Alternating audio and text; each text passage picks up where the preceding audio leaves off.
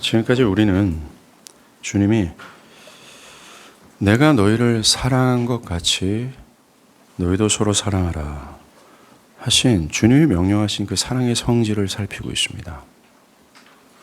이것이 중요한 이유는 이 사랑이 우리가 주님의 그 언약적 사랑에 거할 수 있는 유일한 조건이기 때문에 그렇습니다.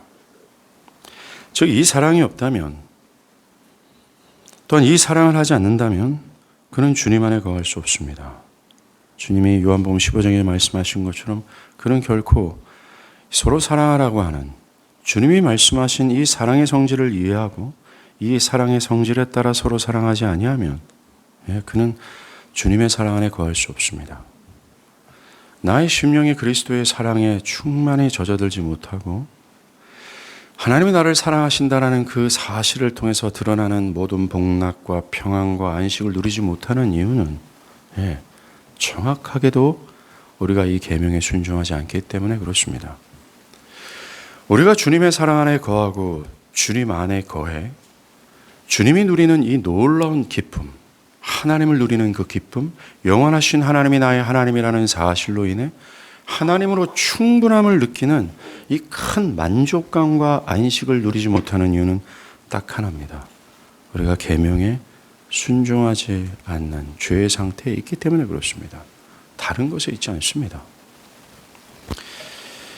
사도 바울도 고린도전서 13장에서 분명히 말하지 않습니까? 그 사람이 아무리 신앙의 지식이 있다 할지라도 그가 모태 신앙에서 태어나고 그 부모가 얼마나 신앙이 뛰어나다 할지라도 그 자신이 뛰어난 행위를 가지고 있고 신앙의 능력을 행하고 헌신과 불타는 열정을 보인다 할지라도 사랑이 없으면 그가 신자가 아니라고 말합니다.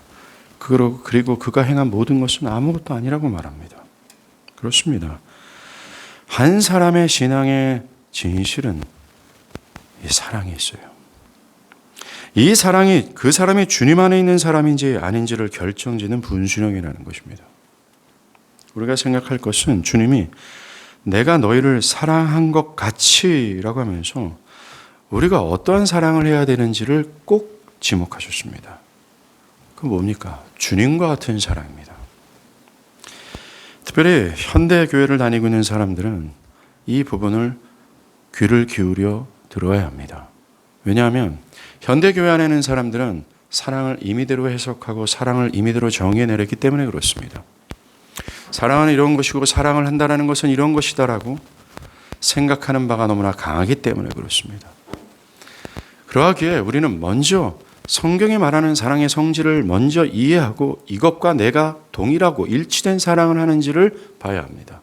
안타깝게도 현대교회에 속해 있는 사람들은 사랑을 임의대로 정의할 뿐만 아니라 임의대로 정의한 이 사랑의 정의 안에서 나름대로 자기는 사랑하고 있다라고 확신하고 있죠. 이것이 얼마나 위험한지 아십니까? 우리의 신앙은 모든 것은 성경과 일치해야 하며 성경과 일치하지 않을 때 그 신앙은 결코 참된 것이 될 수 없습니다. 사랑도 마찬가지입니다. 주님은 내가 너희를 사랑한 것 그 사랑으로 서로 사랑하라 말씀하셨습니다. 주님이 말씀하시는 그 사랑과 일치하지 않을 때 우리는 회개해야 되며 내가 나름대로 사랑했다라고 하는 이 신앙적 의의를 돌이켜야 되고 회개해야 합니다. 자, 지금까지 우리는 몇 주 동안 주님의 사랑의 성질 중 오래 참음, 다른 사람들에게 선을 베푸는 것을 배웠습니다. 오늘은 다른 사랑의 성질을 알아보겠습니다. 오늘 바울은 다른 사람이 가지고 있는 장점에 대해서 시기하지 않는 것이 사랑이라고 말합니다. 사랑은 시기하지 아니하며라고죠. 오늘 이 말씀을 들으면서 먼저 내 안에 성경에서 말하는 시기가 있지 않는가를 살펴야 합니다. 진실한 마음으로 내 안에 성경이 지적하는 이 죄악된 마음을 살피고 회개해야 합니다. 나아가 이 시기하는 마음을 버리고 다른 사람의 장점을 기뻐할 수 있는 자가 되도록 애써야 합니다. 먼저 시기하는 마음이 어떤 것인지를 살펴볼게요.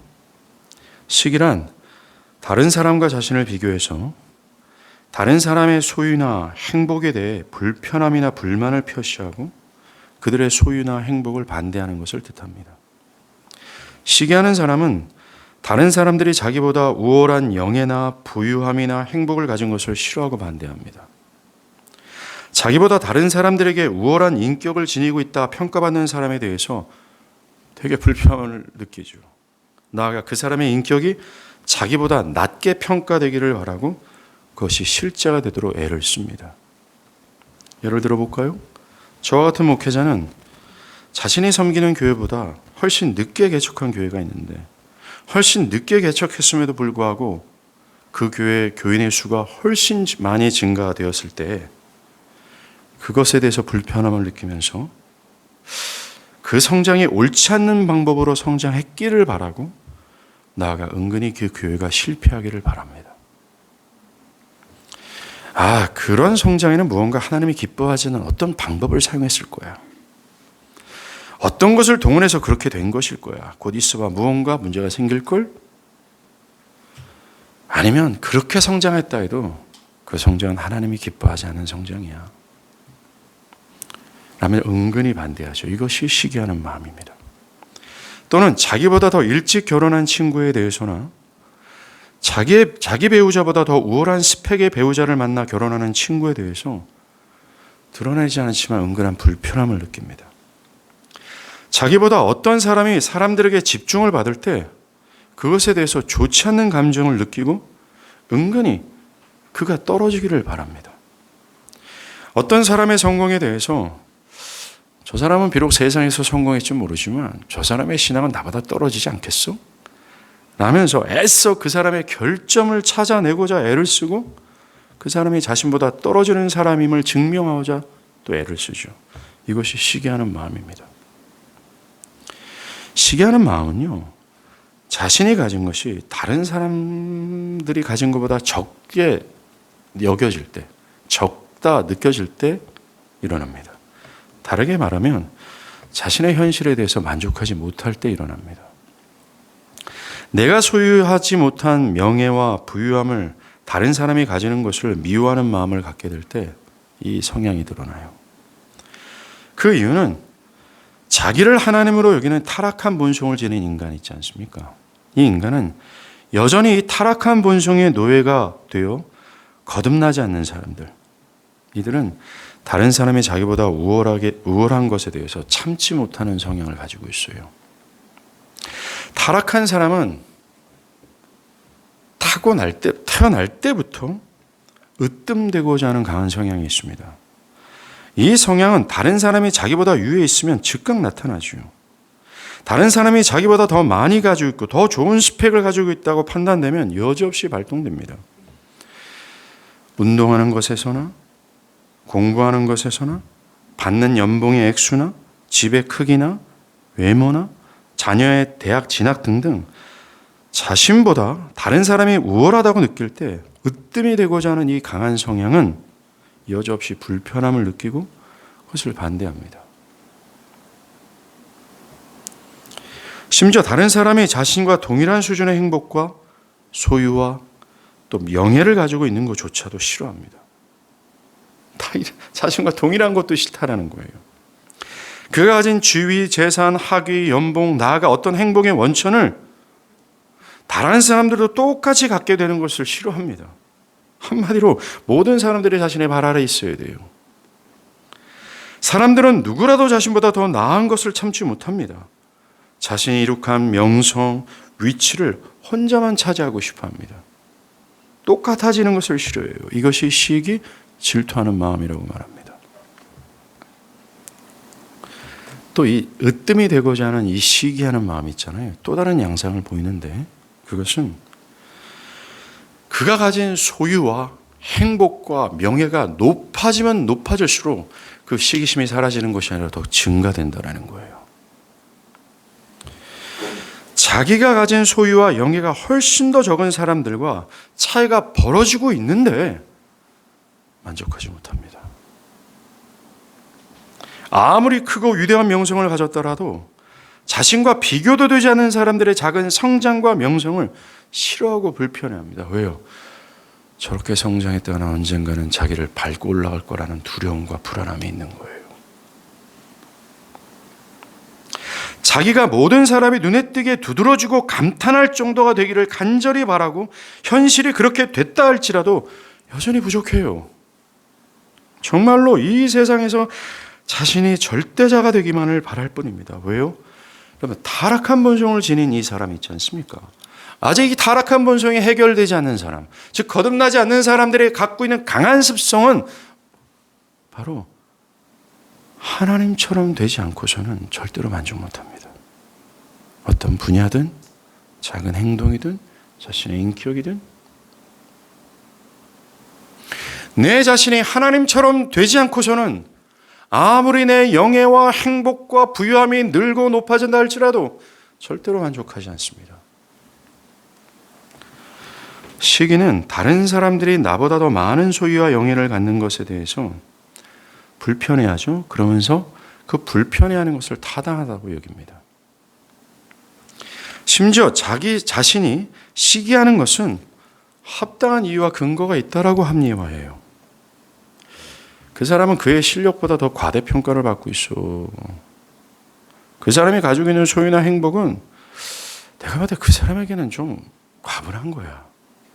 그 사람은 참 운도 좋지? 그 사람은 그의 인격보다 더 좋은 평가를 받고 있어. 등등. 그 사람이 사랑을 받고 소유하고 있고 행복한 것이 타당하지 않다라고 생각합니다. 그러면서 어떻게 하든지 그 결점을 찾느라 정신이 없어요. 그런 악한 마음을 갖습니다. 시기하는 사람은요, 시기하는 그 대상이 고통스러워지기를 바라요. 네. 그 대상을 고통스럽게 하는 것이 무엇인가를 알아내려고 기를 쓰고 그 고통스럽게 할 만한 그런 사안을 딱 알아차리면 그것을 가지고 여지없이 파고들어 그에게 깊은 상처를 주고자 강한 의지를 불태웁니다. 시기의 정점은요, 그가 한 무리에서 가장 으뜸이 되어야 하고 나가 그 마음의 중심에는 그 누구도 범접할 수 없는 존재가 되는 그런 대접을 받는 그거예요. 나가 그렇게 되어도 그가 하나님의 자리에 있지 않으면 결코 만족하지 못하는 마음입니다. 여러분들, 우리가 교회를 섬기면서 교회를 떠나시는 분들 중 하나가, 이유 중에 하나가 이 교회는 나를 인정하지 않아요 라는 이유로 떠나는 경우가 꽤 많습니다. 이게 원인이 시기입니다. 그 시기하는 마음은 이 교회에서 내가 영적으로 인정을 받을 뿐만 아니라 나의 기질과 나의 모든 인격도 인정을 받아야 돼요. 그런데 모든 사람들 속에서도 가장 뛰어나게 인정을 받는다 할지라도 그 시기에 사로잡혀 있는 그 사람은 절대로 해결되지 않습니다. 그 사람은 목사보다 더 많은 영향력을 끼쳐야 된다라고 하는 그것이 있어요. 예, 속한 무리 중에서 그는 으뜸이 되지 않으면 절대로 이 시기의 불꽃은 사라지지 않아요.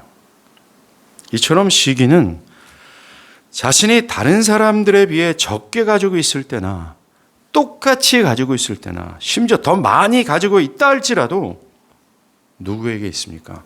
자신의 현재를 만족하지 못하는 사람들에게 어김없이 찾아옵니다.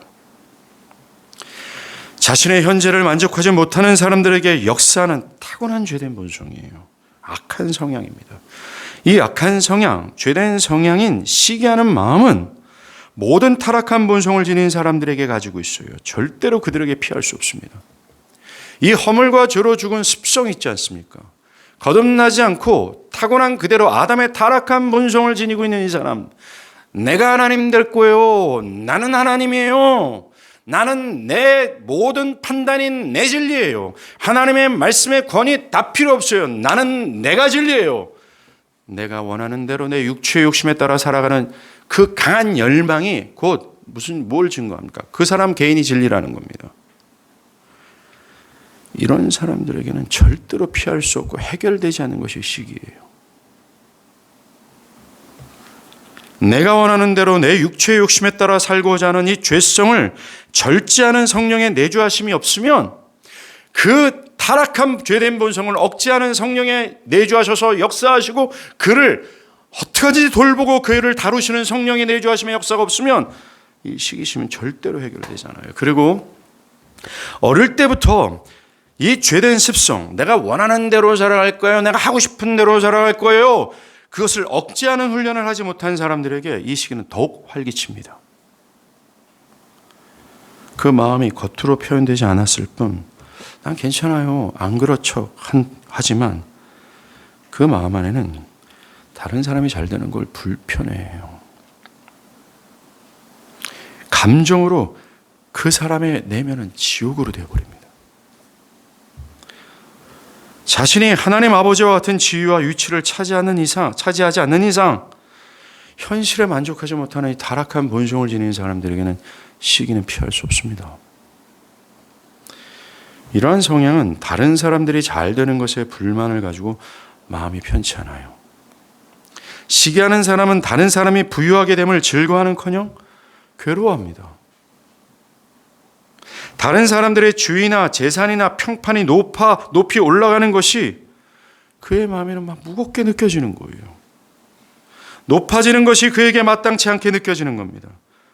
심지어 그동안 잘 알고 지냈던 친구나 지인이 어느 날 명성을 얻었다는 소식을 딱 들을 때 뭔가 불안해하며 마음이 불편해집니다.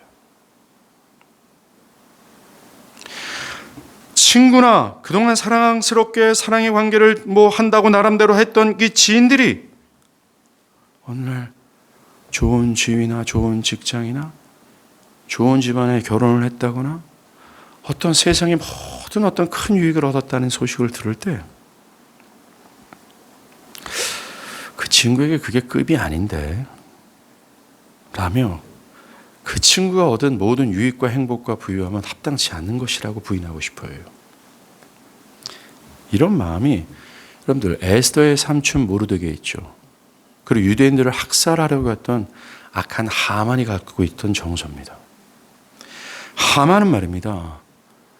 그 페르시아 제국에서 가장 많은 재산과 많은 자녀를 두었고 나아가 왕이 모든 신하들 중에서 가장 높은 계급으로 그를 올렸던 것을 누렸던 사람입니다. 그는 당대 최고의 제국에서 최고의 지위와 부유함을 가졌던 사람이에요. 그런데 그는 자신보다 비교도 안 될 정도의 열등한 신분을 가졌던 모르드게가 한 번쯤 자기에게 절하지 않았다라는 사실에 분개해서 이렇게 말합니다. 그가 대궐문에 앉아있는 것을 보는 동안에는 이 모든 일, 가장 높은 지위와 가장 큰 부유함과 모든 자녀를 다 소유했음에도 불구하고 이 모든 것을 내가 만족하지 않겠다 하면서 훨씬 못한 사람을 시기했습니다. 이처럼 시기하는 사람은 자신이 아무리 많이 가지고 있고 높은 지위에 있다 할지라도 그것과 상관없이 자신이 시기하는 사람들의 행복, 소유, 영광이 산산이 부서지는 일들이 일어나기를 바랍니다. 시기하는 대상이 넘어지는 것을 보고 좋아하고 그들의 명성이 땅에 떨어지는 것을 즐거워합니다. 하만이 모르드게를 어떻게 낮출까? 저걸 어떻게 해결할까? 궁리하며 실제적으로 그것을 행하고자 했던 것처럼 시기하는 사람은 시기의 대상들이 그렇게 땅에 떨어지는 것을 위해 무진애를 씁니다. 그리고 행위를 못하더라도 험담을 늘어놓으며 그가 땅에 떨어지기를 바라죠. 그들을 땅에 떨어뜨릴 기회만 기다렸다가 그 기회가 생기면 놓치지 않고 훅 들어갑니다. 겉으로 드러나지 않지만 은근히 시기의 대상이 넘어지고 실패하고 땅에 떨어지는 것을 좋아합니다.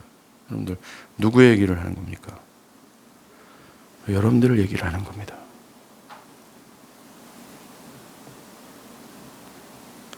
시기하는 사람의 특징 중 하나가 있는데 그게 뭔지 아십니까? 그 시기하는 대상이 가난해지고 땅에 떨어지기를 바랄 뿐만 아니라 이걸 기대하고 있어요. 그가 땅에 떨어지고 가난해지거나 큰 불행을 닥치게 되면 그걸 계속 바랬는데 실제적으로 그것이 닥치게 되기를 바라고 된 이후에 그를 높은 우월한 입장에서 그를 궁일히 여기를 바라는 그 마음이 있을 정도예요. 그래서 시기하는 사람은요, 다른 사람들이 잘 되는 것을 축하하고 기뻐하는 것에는 매우 소극적인데 반대로 어떤 사람이 슬픈 일을 당하고 불행과 고통을 당하면 그 사람을 위로하는 데 매우 적극적입니다.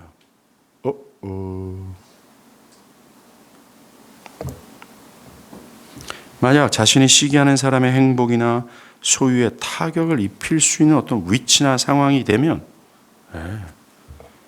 그 대상을 괴롭히고 무너뜨리고자 일을 행합니다. 실제로 하지 못하면 악평을 늘어놓죠. 그 인간이 그런 인간이야. 그렇게 원색적으로는 얘기하지만 굉장히 우애할 수 있는 지혜를 가지고 있어요. 시기하는 마음은. 그 지혜는 상당히 노련합니다. 누구에게 뭐 세미나 가서 들을 필요도 없어요. 타고난 본성이 죄악된 본성은 말입니다.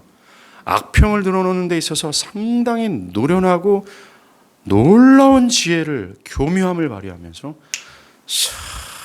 다른 사람들이 이 사람 욕하는 게 아닌 것처럼 느끼며 시기하는 대상을 내가 잘못 생각했구나. 저 인간이 그런 인간이 아니야 라고 하게 만듭니다. 더 심각한 것은요. 시기하는 마음은 시기하는 대상에 대해서 미워하는 마음까지 생긴다는 거예요. 나보다 더 뛰어난 재능이나 소유를 가지고 있을 때 그들을 미워합니다.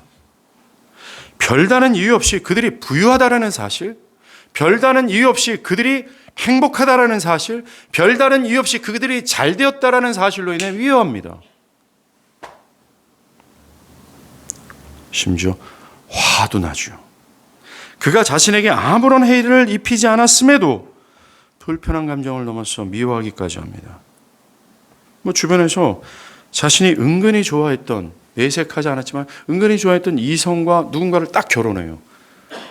이 사람 죽습니다. 다시 얘기할까요? 교회 공동체 안에서 내가 어떤 형제나 어떤 자매를 은근히 좋아했었습니다. 타이밍을 노리고 있었는데 먼저 재빠른 놈이 채갔어요. 채간 놈 죽습니다. 이 사람은 그 사람에 대한 분노와 미움과 증오와 사라지기를 바라고 그 가정이 파탄나기를 진심으로 바라고 그게 1년만 가는 줄 아십니까? No, never. 너무나 오래 갑니다. 이 시기하는 마음은 정말 지옥에서 나온 게 맞아요. 이 얘기를 듣고 빨리 채가야지. 하나님을 그렇게 모릅니까?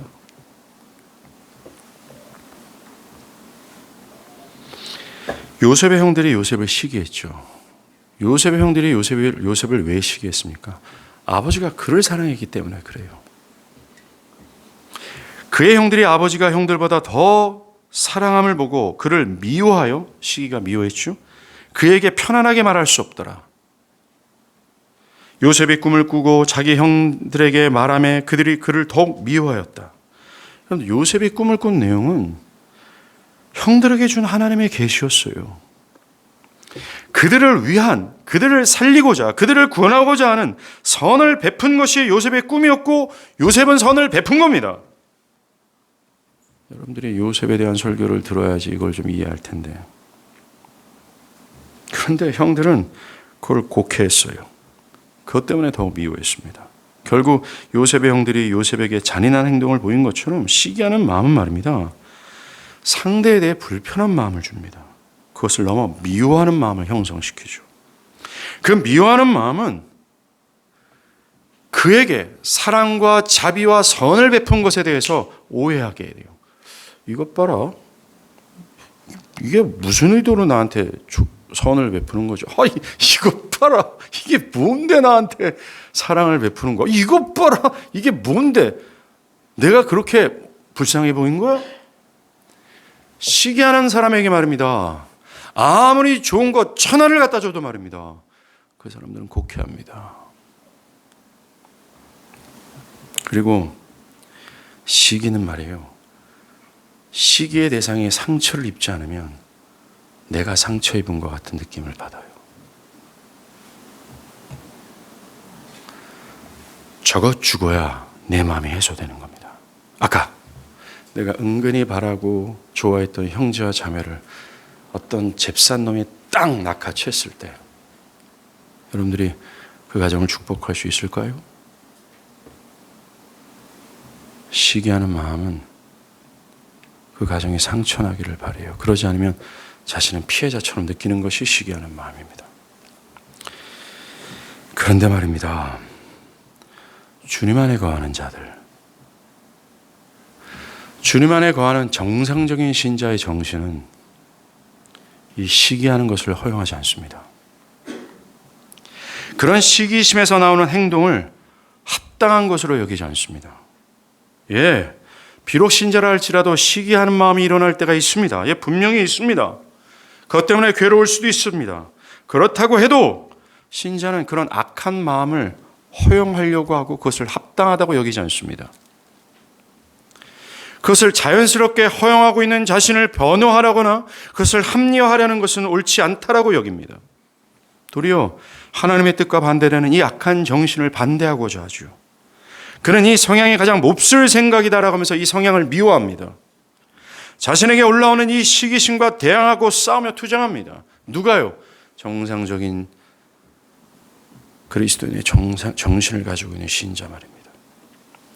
신자가 그렇게 하지 않는 이유는, 또 신자가 이렇게 하는 이유는, 정상적인 신자는 시기하는 것을 매우 미워하는 정신을 소유하고 있기 때문에 그래요. 여러분들, 신자가 가지고 있는 믿음이 있죠? 이 믿음 안에는 사랑의 본질이 있어요. 이 사랑은 시기하는 것과 반대되는 정신을 배양하고 있습니다. 다시 말해서는 사랑의 영이신 성령이 신자 마음에 계시기 때문에 그리스도의 정신과 반대되는 이 시기심을 둥 하고 저항해요. 밀쳐냅니다. 이것을 오물이요 쓰레기로 여긴다라는 거죠. 그래서 신자는 시기하는 것을 혐오합니다. 그 시기를 반대하고자 하는 정신을 가지고 있어요. 그래서 신자에게 올라오는 시기심에 대해서 신자는 괴로워합니다. 자신에게 그런 마음이 있을 경우에 그는 부끄럽고 그것이 들통나지 않았는데 슬퍼합니다. 그는 다른 사람을 시기하고 미워하는 생각이 일어나면 그것을 죄라는 사실을 직감하고 빨리 십자가에 못 박아 그 시기심을 죽여버리죠. 최선을 다해 악한 생각이 외부로 행동되지 않기를 애쓸 것이 분명합니다. 여러분들, 그리스도인다운 신앙과 믿음을 소유한 정상적인 신자는 마땅합니다. 신자의 정상적인 이 정신은요, 시기하는 성향을 죽이고자 하고 나아가 시기하고 미워하는 마음이 겉으로 드러나 실행되는 것을 철저하게 반대합니다. 시기하는 어떤 낌새를 딱 알아차리고 용납하지 않으려고 하죠. 그 시기심을 매우 의연하게 대치하지 않고 긴급하게 치워버려야 될 오물로 취급합니다. 그런데 신자 안에 있는 사람은 다른 사람을 미워하고 또 시기하는 것을 제어하는 능력이 있어요. 다른 사람들의 부유함 때문에 그 사람을 싫어하는 시기심을 사랑이 막아주는 겁니다. 바라기는 먼저 여러분들 안에 시기심을 발견하길 바랍니다. 이게 지혜로우며 이게 사랑이란 본질을 배양하고 있는 정상적인 신자의 모습이에요. 시기를 빨리 알아차리는 거죠. 내가 저 사람을 시기하고 있다는 걸 빨리 직감하는 겁니다. 빨리 직감하고 그것을 더욱 혐오하고 그것을 정하고 더 반대하는 힘이 강할수록 그는 그리스도를 정상적으로 따르고 더 가까이 따르는 사람이 되는 것이 분명히 맞습니다. 그런데 시기라는 이 하나님의 말씀을 들었음에도 불구하고 발견할 수 없어요. 타락한 본성을 가지고서 거듭나지 않는 사람들은 그걸 발견하지 못합니다. 내가 뭐가 시기하는데요? 나는 다른 사람이 좋은 일이 생기면 나는 기뻐하는데요? 자기가 그런 척하면서 위선하는 것을 알아차리지 못합니다. 바라기는 이 시기하는 마음을 관망하지 마십시오. 이 시기는 시간이 지날수록 자라나요. 어느 정도 시간이 지나면 사라지겠지. 아니에요. 마음속 깊은 곳에 딱 자리하고 있습니다. 악한 성향과 죄의 특성은 가만히 두면 더 크게 자라나서 나 자신이 거기에 포로가 되는 거예요. 결국 자신이 시기심에 사로잡혀 있다는 것조차도 느끼지 못하는 지경까지 이릅니다. 저는 여러분들 중에서 이런 지경에 이른 사람이 있다라고 저는 확신합니다.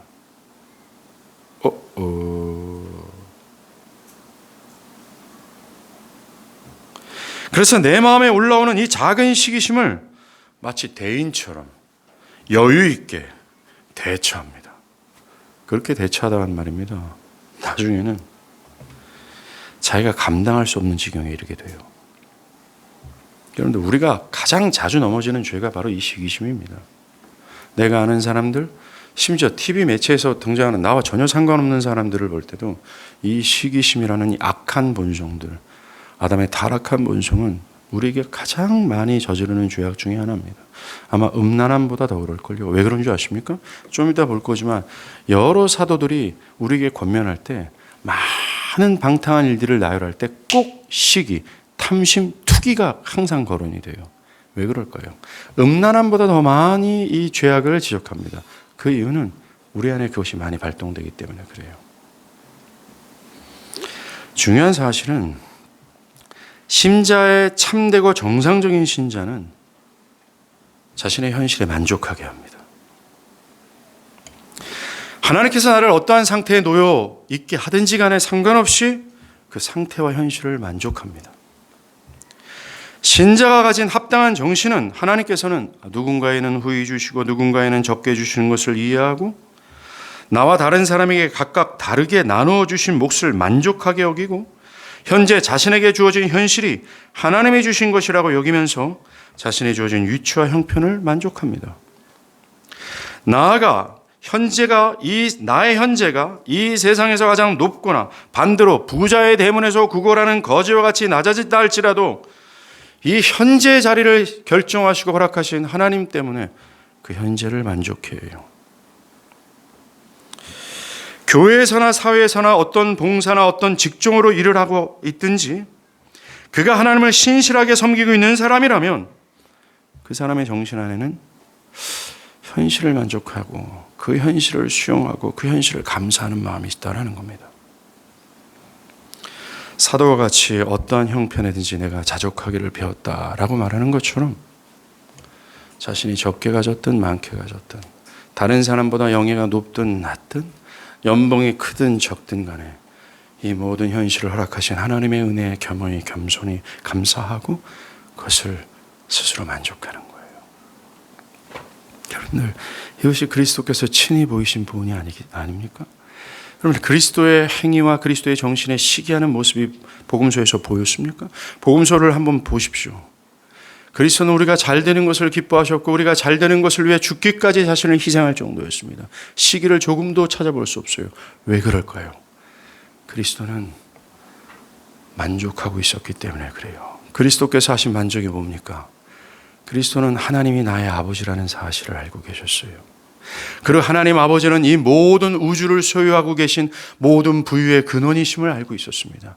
그분과 내가 관계하고 내가 그분의 아들이라는 이 사실로 인해 여러분, 그런 정도의 신분이라면 무슨 시기심이 있겠어요?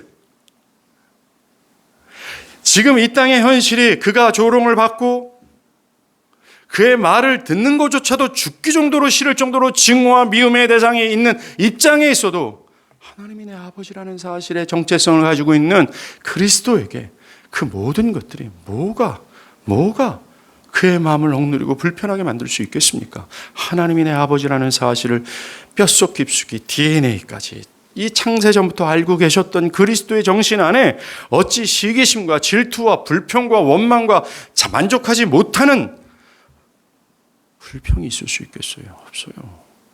그런데 말입니다. 저와 여러분이 그리스도와 똑같은 신분에 있다는 걸 아십니까?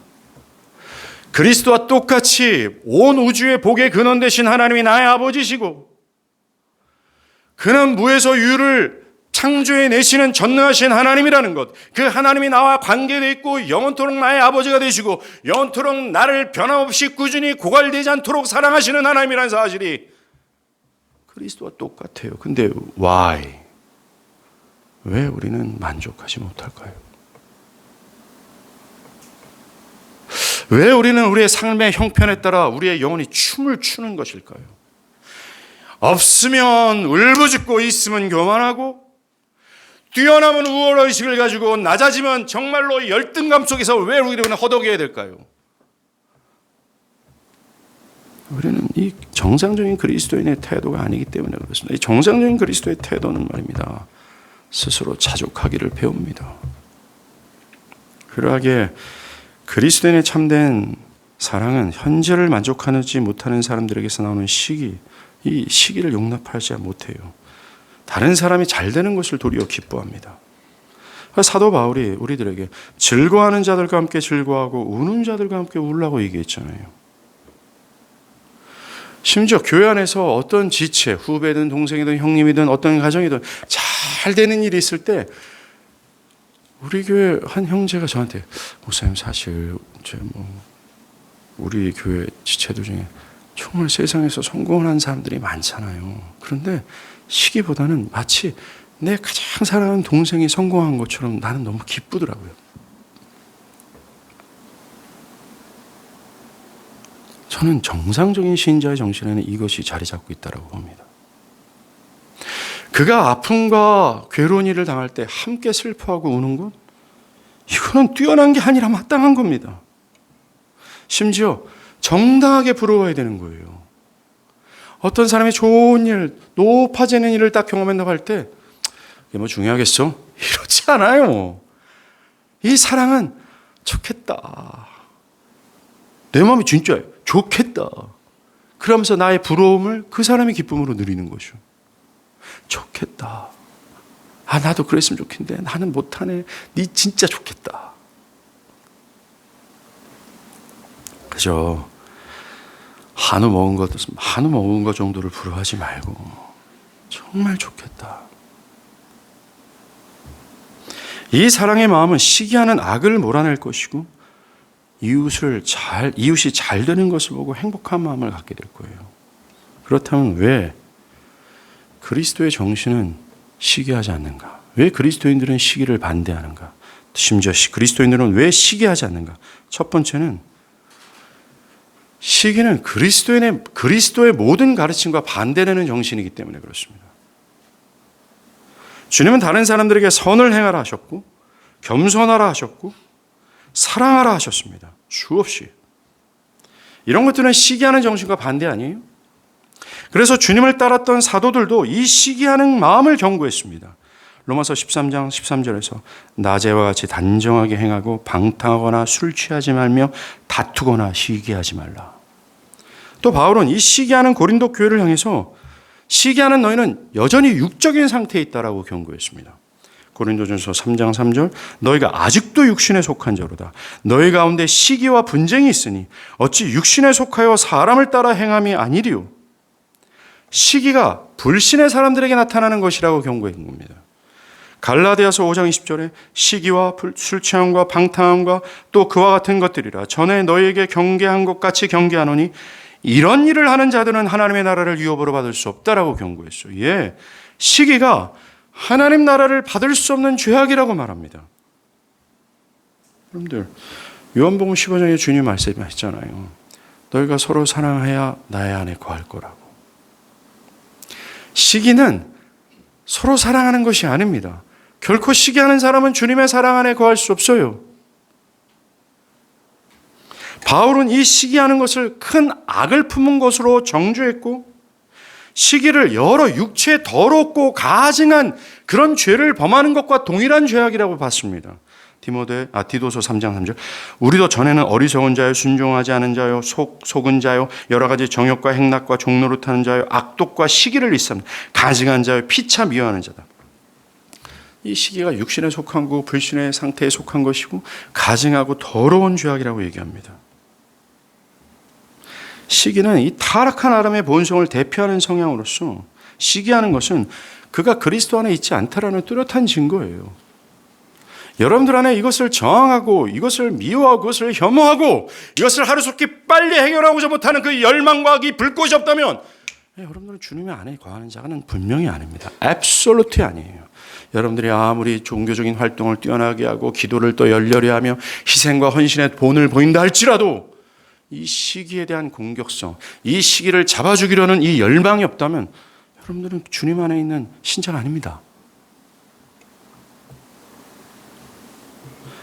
바울은 시기하는 것을 신자들이 회심하기 전에 그들이 처했던 혐오할 만한 상태라고 비유를 했어요. 정말로 마귀적인 일입니다. 사도 베드로는 심지어 시기를 갖고 있는 한 절대로 하나님 안에서 자라날 수 없다라고 말해요. 그는 그리스도의 장성한 분량까지 못 올라갑니다. 여러분들이 신앙이 그저 그런 이유, 여러분들의 신앙이 불꽃이 없는 이유, 그리스도를 닮아가는 이 자라남이 없다면 왜 없는지를 살펴보세요. 이 시기가 중심에 있을 거예요. 두 번째, 왜 신자가 시기하는 마음을 갖지 않는가? 복음이, 또 복음의 역사를 보면 하나님과 그리스도 안에서는 이 시기심을 찾을 수가 없어요. 하나님께서 누리는 기쁨과 안식과 영생과 복락을 누리는 것을 시기하셨습니까? 하나님은 우리가 잘 되기 위해서 심지어 독생자를 주실 정도로 우리의 행복을 위하셨고 지금도 위하십니다. 우리가 당신과 같이 하늘의 영광을 누리는 것에 있어서 그분이 아까워하셨습니까? 하나님께서 그 아들로 말미암아 가장 복되고 영광스러운 것을 우리가 누리는 것을 위해서 모든 것을 주셨습니다. 그리스도 역시 우리에게 해주실 수 있는 무엇이든지 아까워하지 않았습니다. 주님은 우리를 위해 저주스러운 고통을 겪으시면서 자신의 생명을 주기까지 아까워하지 않았습니다. 신과 성경 통틀어서 하나님은 절대로 아까워하지 않았습니다. 우리가 우월한 행복과 우월한 복락과 우월한 부양과 영생을 얻는 것을 위해서 조금의 시기가 아니라 아낌없이 다 줬다라는 거예요. 여러분들, 구속은 이것을 경험한 거죠. 이것을 경험한 신자가 어찌 시기할 수 있겠어요? 못합니다. 반대로 마귀는 인류가 행복해지는 것을 시기한 나머지 가장 큰 참혹함과 잔혹함으로 인간을 패망으로 인도했어요. 인류는 처음 에덴에서 행복한 상태를 이뤘습니다. 하지만 이 행복을 시기한 마귀는 그것을 지속하지 못하게 했습니다. 마귀는 인류가 행복한 상태를 누리는 것을 시기하여 패망에 이르게 했습니다. 정말로 시기는 마귀적 본성을 꼭 닮은 형태예요. 진짜 맞습니다. 시기하는 마음은 마귀가 사용하는 무기고 시기하는 사람은 마귀가 사용하는 도구가 된 겁니다. 여러분, 그리스도를 한번 생각해 보세요. 우리 주님은 하나님을 아버지로 삼고 있는 자들의 본이 되셨습니다. 그분은 모든 것을, 가난함도 조롱도 또 사람들의 모든 욕과 심지어 자기를 죽이고자 하는 모든 음해도 우리에게 좋은 것을 주고자 참아내셨습니다. 세상적인 부와 명예를 탐하고 시기하는 사람들과 거리가 먼 분이셨어요. 많은 사람들이 그리스도께서 행하신 이적을 딱 보고서 그를 왕으로 삼자 할 때 그는 그것을 거절했고 도리어 조용한 산으로 피하셨습니다. 세례 요한이죠. 세례 요한이 그 당시 가장 뛰어난 선지자로 활동할 때였습니다. 세례 요한보다 비교가 되지 않을 정도로 크신 분께서 그는 친히 그에게 찾아가셔서 배우셨고 세례를 받으셨습니다. 또 그리스도를 잘 알고 그리스도를 따르고자 했던 세례 요한도 자신을 따랐던 모든 제자들이 그리스도께서 떠나는 것을 보고서 배아파한 것이 아니라 그는 흥해야 된다. 그러나 나는 쇠해야 된다. 그리스도뿐만 아니라 그리스도를 참되게 따랐던 사람들에게 시기는 찾을 수 없습니다.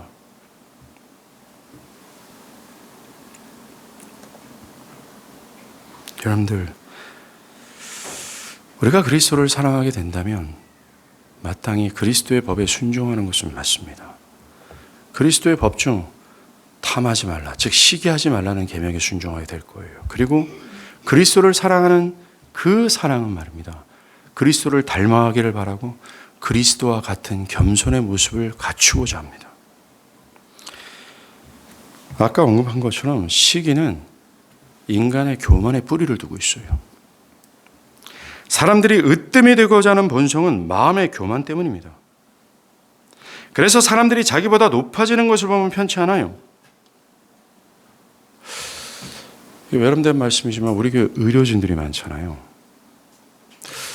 제가 그 의료진들에게 이상한 점을 하나 발견했는데, 예를 들어서 어떤 사람이 어떤 약한 게 있거나 병이 딱 든다 그러면 한 사람은 말하면 될 것을 의료진 전체가 와서 다 아는 척합니다.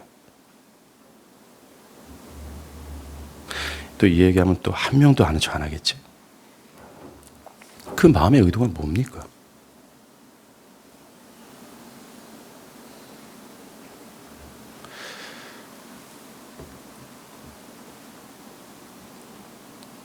우리는 이 시기심을 얼렁뚱땅 대충 덮어가야 될 죄들이 아니라는 걸 기억하십시오.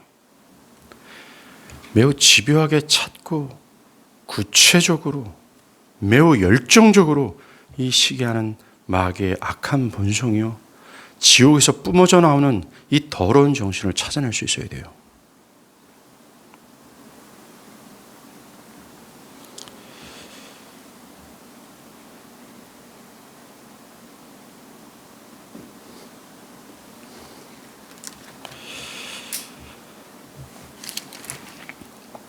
사랑은 말입니다, 교만함을 죽이는 경향이 있고 겸손한 마음을 갖게 합니다. 하나님을 사랑하는 정신은 그 탁월한 하나님과 우리 자신을 비교할 때 내가 정말 무가치하고 아무것도 아니구나라는 생각을 갖게 하죠. 그래서 자기가 하나님과 동일하게 되고자 하는 교만은 어리석은 것이라고 생각합니다. 그런데 이 겸손한 마음은 하나님뿐만 아니라 다른 사람들에게도 또 동일하게 적용이 돼요. 다른 사람들의 인격에 비해 내가 우월하다고 생각하지 못하게 합니다.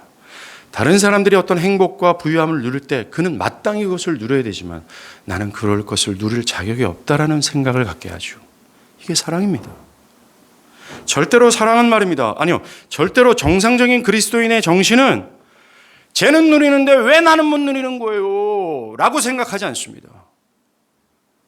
쟤는 쉽게 저렇게 높은 데 올라가는데 나는 바둥바둥 사는데 왜 하나님 나는 저렇게 못 올라가는 거예요? 라고 생각하지 않게 합니다. 그는 만족할 뿐만 아니라 겸손한 마음을 가지고 있어요. 이게 신자입니다. 이제 우리는 제가 아까 말씀드린 바처럼 이 시기하는 마음이 내 안에 역사하고 있지 않은지를 살펴야 돼요.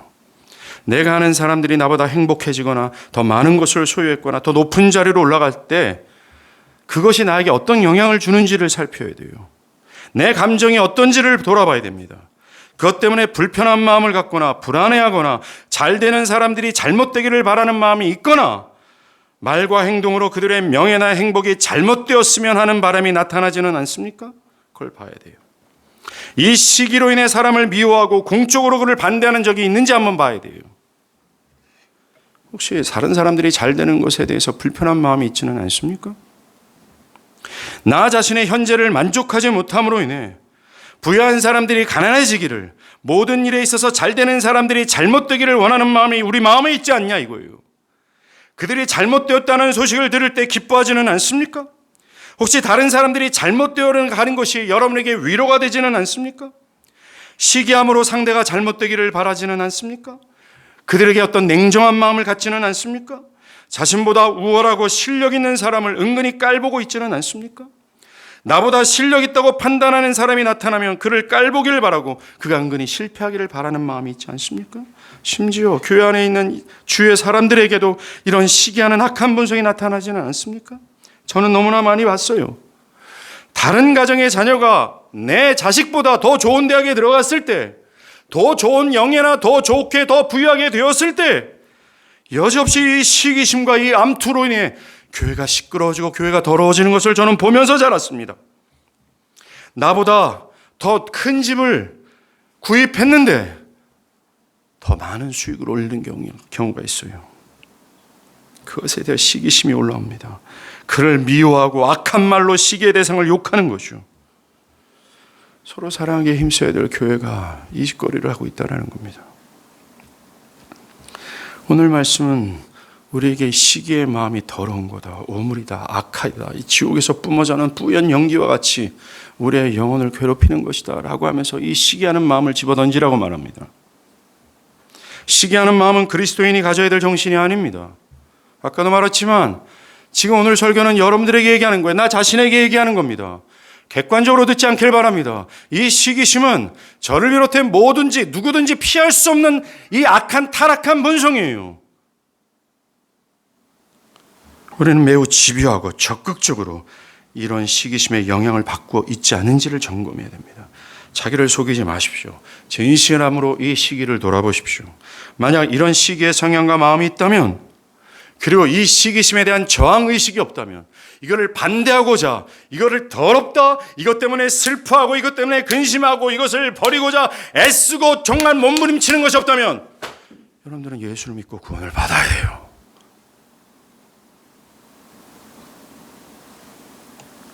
여러분 무서운 상태에 있는 겁니다. 거듭나지 않는 타락한 본성이 있기 때문에 그래요. 이것은 악한 영의 영향을 받고 있는 것이기 때문에 그렇습니다. 믿는 자에게 있어야 될 마땅한 있어야 될 정신이 아닌 반대편의 정신이기 때문에 그래요. 마귀의 시기에서 우리를 건지신 그리스도의 구속을 입은 신자라면 우리는 다른 사람이 잘 되기를 그리스도처럼 바라야 합니다.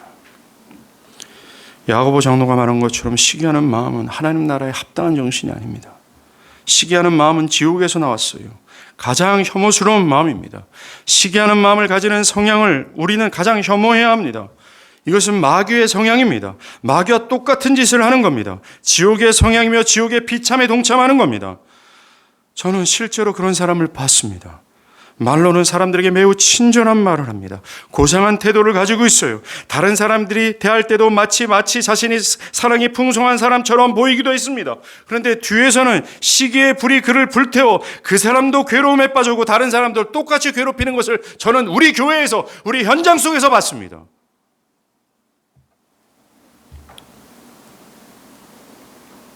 잠언의 말씀처럼 평온한 마음은 육신의 생명이나 시기는 뼈를 썩게 한다라고 말했습니다. 시기는 뼈를 깎아먹는 악성 종양과도 같아요. 결국 그와 같이 우리의 영혼의 뼈를 상하게 하고 부패시킵니다. 시기는 무엇보다 자신을 해하는 짓이에요. 시기하는 마음은 자신을 지옥으로 이끄는 짓입니다. 하나님의 크신 사랑에서 자신 스스로를 벗어나게 하는 어리석은 짓입니다. 시기하는 마음은 결코 주님 안에 거하는 사랑과 기쁨과 안식을 누릴 수 없게 만듭니다. 지옥 그 자체예요. 얼마나 괴로울까요? 다른 사람을 미워하고 잘 되는 꼴을 봤을 때 그것 때문에 마음에 불편함고 그 사람을 미워하고 또 무게감을 느끼는 것이 얼마나 괴로울까요? 시기는 자신을 비참한 사람으로 느끼도록 합니다. 자신의 현실이 부족하다고 느끼는 감정에서 나온다면 그것이 얼마나 괴로울까요? 아무리 많은 것을 가져도 나는 결핍이에요. 여전히 저 사람에 비해서는 여전히 정말 부족하다고 느낄 때 그 마음이 얼마나 괴로울까요? 얼마나 괴로울까요? 그 마음 자체가 지옥일 겁니다. 그 모든 원인은 따라할까요? 죄 때문이다. 죄 때문이에요. 이것이 없다 자신을 위선하지 말고 거짓말하지 마십시오. 이 죄를 집요하게 물고 드십시오. 그럼 물고 뜯고 이것을 해결하십시오. 하나님은 여러분들이 이 죄를 가지고 하나님께 나아간다면 이 죄를 능히 해결하실 수 있는 분이세요. 성령께 여러분들이 이 시기가 올라올 때마다 제발 부탁해요. 이것을 축적해내. 사실 우리 안에 이것을 너무나 오랫동안 축적한 나머지 그 시기가 그 마음 안에 하나님처럼 자리하고 있는 사람들이 있을 수 있습니다. 이것을 어떻게 해결할 수 있고 굉장히 커요. 이거는 여러분의 능력과 지혜와 결단으로는 결코 안 됩니다. 성령께서 해주셔야 돼요. 애타는 마음으로 그 성령께 이 시기를 제거해 달라고 기도하십시오. 뿌리하고 있어요. 언제 고개를 들지 모를 정도로 호심탐탐 그 시기하는 이 지옥과 같은 성향은 나를 잡아먹으려고 준비하고 있습니다. 어리석은 것은 마치 내가 아닌 것처럼 느낀다라는 거죠. 우리는 정말 다른 사람들이 잘하는 것, 잘 되는 것을 바라야 돼요. 그러니 시기하는 마음을 미워하십시오. 자신을 진실하게 보고 부끄러워하거나 숨기지 말고 이 시기심을 인정하십시오. 이 시기하는 마음을 버리기를 힘쓰길 바랍니다. 여러분들 이것이 여러분들을 얼마나 괴롭힐까요? 단순히 가벼운 미소로 넘기지 않기를 바랍니다. 아, 그랬구나라고 그냥 가볍게 휙 지나가지 않기를 바랍니다. 여러분들의 오장육부가 떨려야 될 큰 죄악이고 악한 성향이에요. 이 천국을 일순간에 지옥으로 바꾸는 것이 이 마귀가 이 지옥에서 뿜어져 나오는 이 악한 성향이라는 사실을 깨닫고 오장육부를 뒤틀리며 괴로워하며 이 죄와 싸우길 바랍니다. 모든 핑계를 정말 버리십시오. 그리고 열심히 사랑을 추구하십시오. 다른 사람들이 잘 되기를 바라고 그것을 기뻐하는 사랑의 정서가 충만하기를 바라십시오. 만약에 그렇다면 요한일서 4장 16절의 말씀처럼 여러분은 하나님 안에 거하고 하나님도 여러분 안에 거하실 겁니다. 기도하시겠습니다.